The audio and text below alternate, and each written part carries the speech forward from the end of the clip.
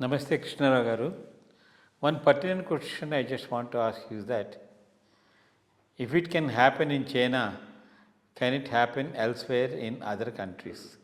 That's one thing, because one recent paper statement what I have seen is that Tang, also a former Secretary of Agriculture of the Ministry of China, so he has been leveled with lot of corrupt practices, and his property has been attached, and he has been taken. In fact, I believe that the court has sent him for death sentence also, a very big punitive action and all that. If that government and the practices over there can send a political person and political corruption to a death sentence, how about other countries? And of course, no country is an exception now in the world, except I think Singapore, where it has got little credence over this one, and even Singapore also, a person like Iswaran has been sent back home after proving little allegations and charges. So I just want you to, because here it is in a, we can't call it as a communist country, more of pro-capitalistic with a communist tinge. If it can take such a decision, you can analyze that in terms of Indian context, overall world, African countries, and where corruption has become rampant in all political, surfaces. A little comment on this. Yeah, I mean, if what is being done in China, a death sentence to a minister who is corrupt, but to be made applicable to India, will any politician survive and be there to do the politics? I doubt it. It's a very major step, though I wouldn't agree with it. I mean, you can attach all his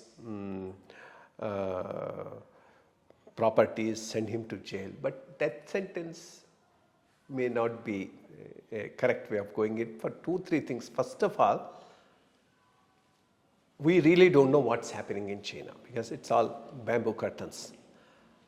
Is it that except this minister, all other ministers are fair and honest? Or is there a political angle of targeting? Whoever is against Z, they are targeting him by making such charges, which is happening all around the world, not just here, everywhere that's happening. So same thing can also happen there.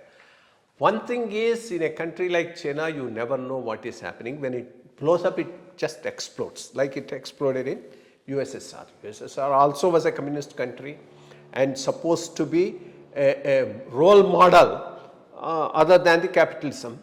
And it went off well for almost all 30-40 years and suddenly collapsed because of this problem only. High levels of corruption, inefficiency, both were there.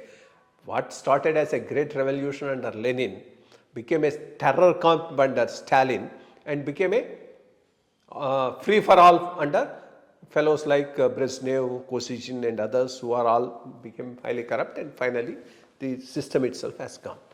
But China has perfected that art after collapse of USSR. Today you can't even say China is communist. It's communist base, but superstructure is all capitalist. They have blended both of them well, leading to a lot of prosperity within the country. So in that system, there is bound to be corruption, and corruption is bound to be very, very high. So in which case, you target one person and give him death sentence. What about 1,000 fellows who are left out? That will send a very, very wrong signal as far as the system is concerned. So I really, as I told, I mean, these things will explode one day in highly held tight bamboo curtain countries like China.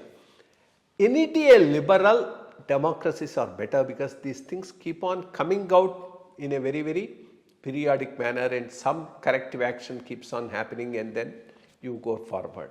That's why you have less corruption in Western democracies like Western Europe, Australia, New Zealand and others. Not that it's not there at all. And of course the stellar example is Singapore. But then you need a leader like Lee Kuan Yew to build up a system like that with that much of a vision. That's why it doesn't have corruption, and one or two who are there mercilessly dealt with like Ishwaran. That's the thing.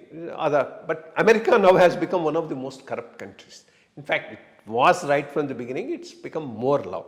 Because right from the beginning, lobbying was a major thing, and giving contracts to your own party money is a done thing as far as America is concerned. But as far as China's this particular decision to award death sentence to a corrupt minister, I will take it with a pinch of salt. Unless we know more details, we cannot say that was a right decision. Could be political targeting will be there.